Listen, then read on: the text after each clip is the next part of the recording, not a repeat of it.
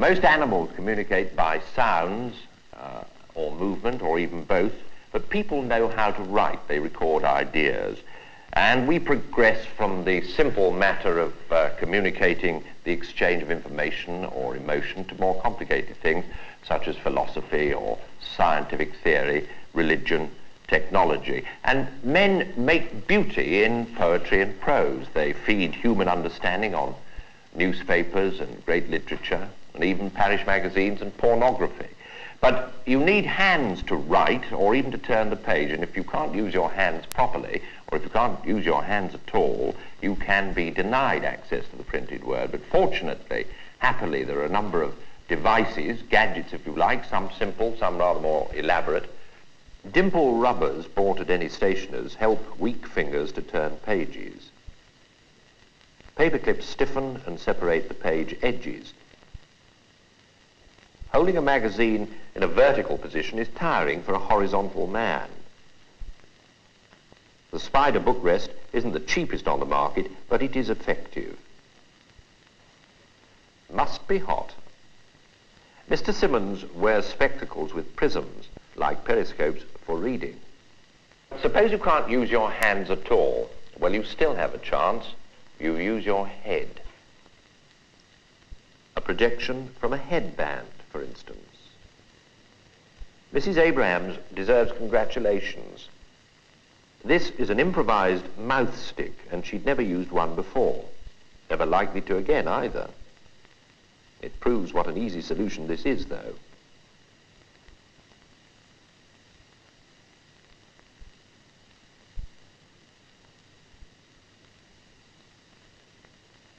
This useful thing was originated in the United States, and it's been manufactured here now for some time, and it is what they call an articulated rocker. It's for arms which can't move, either through arthritic conditions or paralysis of some sort.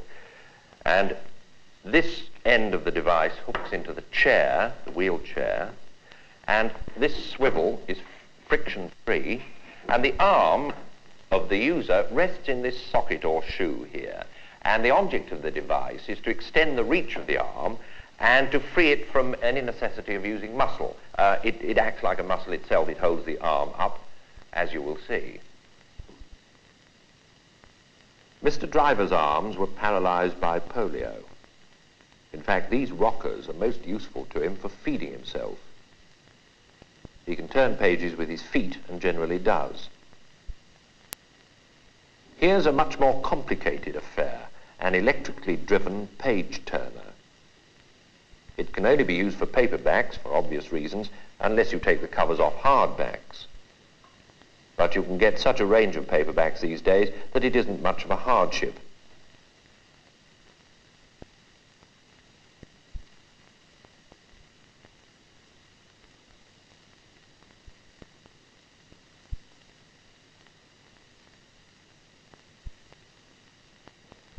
Miss Petersheim spent 3 months in England because she wants to start the first home for the disabled in Norway. A slight suck releases the page, and blowing flattens the page and holds it flat for reading.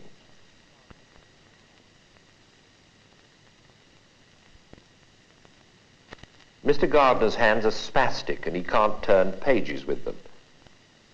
This space-age machine comes from the US too. It seems to be the first electrically powered gadget which turns pages from right to left as well as from left to right. An advantage if you want to refer back.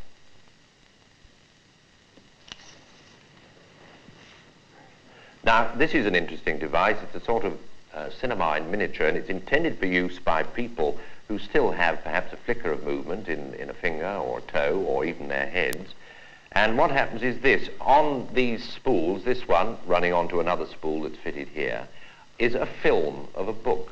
And by touching these buttons here, which submit to the absolutely lightest of pressures, the pages can be moved forward or backward according to the whim of the user. And through this lens here, the book is projected onto a screen, which is integrally part of this particular device. And that one uses 16mm film, and You can also use 35mm microfilm. The Red Cross has a library for use with another model. And you can get the film for use with this one from the National Fund for Research into Crippling Diseases.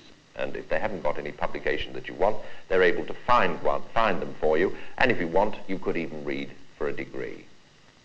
Mr. White reads propped up against his pillow. The screen can be fixed at any angle, so anybody lying flat could read with equal comfort. The mechanism opens up another country to people confined within 4 walls. Mr. White was in the Royal Navy, and now he gets his action at second hand. Talking's part of my job. I've at least got to try to speak distinctly, and of course people's voices can become indistinct or non-existent through a variety of causes. It could be accident or cancer, disseminated sclerosis, cerebral palsy, to name just a few of them. Well, in that case, a substitute for speech would be the alphabet board. The indicator spells out the words. Mr. England is using a homemade alphabet board, but he makes his wants just as clear. Well, we've shown you so far some ideas for managing to read and to speak words, and now we turn to the business of writing. Well, if your hands are weakened with arthritis or paralysis, you find it very difficult to hold something as thin as a pencil. So what you have to do is thicken the pencil, and you can do that very simply by winding a bit of string round it like this, bringing it up to that sort of thickness. You can use plastic foam, perhaps, or even a jam jar with a pencil attached can come in handy. Other devices for weaker hands are more complicated. For a person with one useless hand, the paper can be held between a thin sheet of metal and 2 small magnets, because you need one hand to write and one to hold the paper still. Better anchor the magnets, they're losable.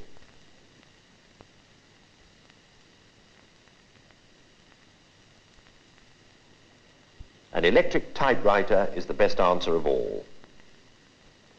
Reconditioned machines can be bought cheaply through the National Fund for Research into Crippling Diseases or the Spastic Society. Miss Curtis is using a wrist stick. Clearly, the headband stick isn't such an effective method. Mr. Levinson can't aim very accurately or exert much pressure on the keys. The most commonly used gadgets for typing are sticks of one sort or another, like the 2 you see here, either held in the hand or attached to the hand. This is a converted paintbrush. In the middle is a toy lorry wheel, and it's held like that, the lorry wheel lodging between the fingers to stop the stick slipping up or down. On the end you have this rubber tip so that when it strikes the keys it doesn't slip. And on the other hand, which has no grip, this little ring with a small stick with again a rubberized end is slipped onto one of the fingers and used thus.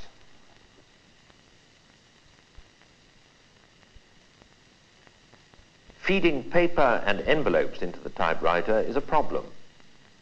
Here's one way of doing it.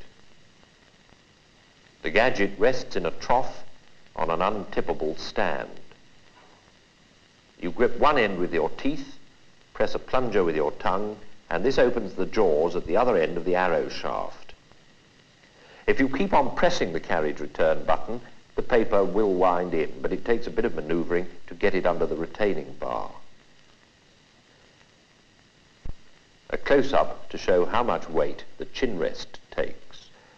This device is invaluable for addressing envelopes.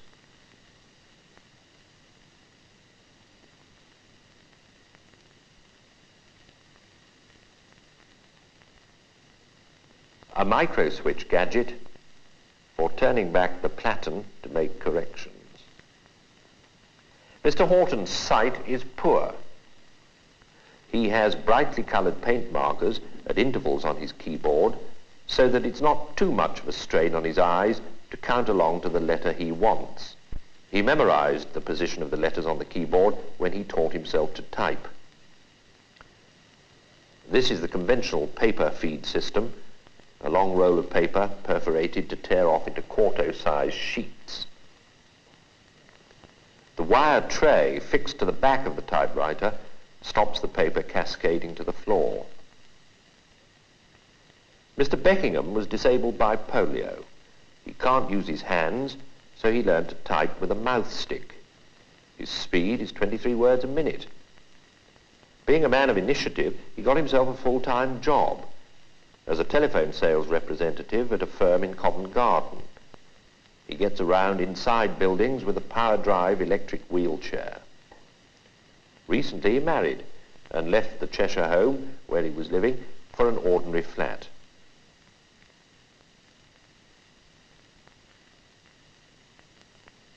People whose breathing muscles are partly paralyzed can sometimes learn to do without a respirator by using a method called frog breathing.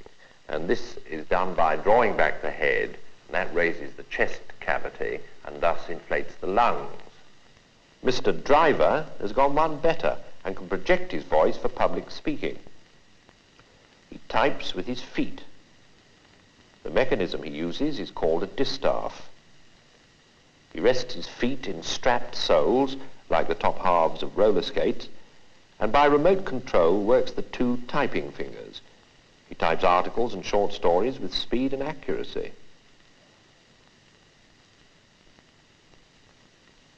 The electronic unit beside the typewriter in front of Mrs. Cornford is called a POSSUM, Patient-Operated Selector Mechanism.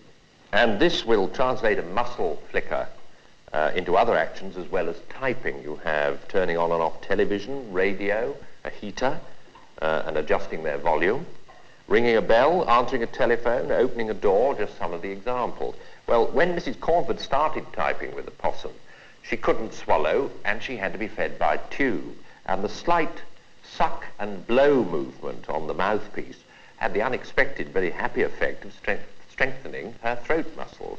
And she could swallow normally again. So now she types with two fingers and micro switches.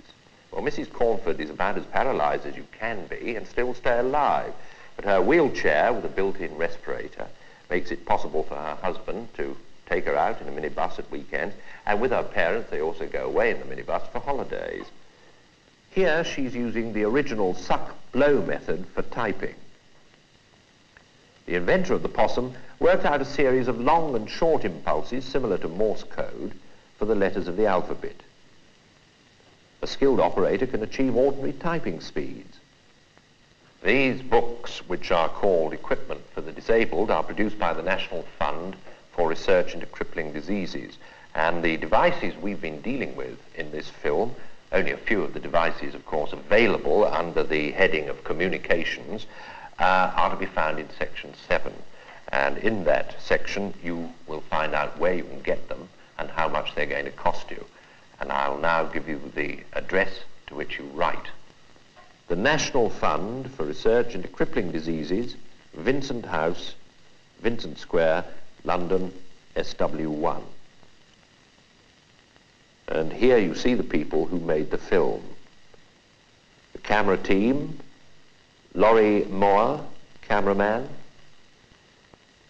Peggy Schiffner, his assistant, Neville Thomas, the technician.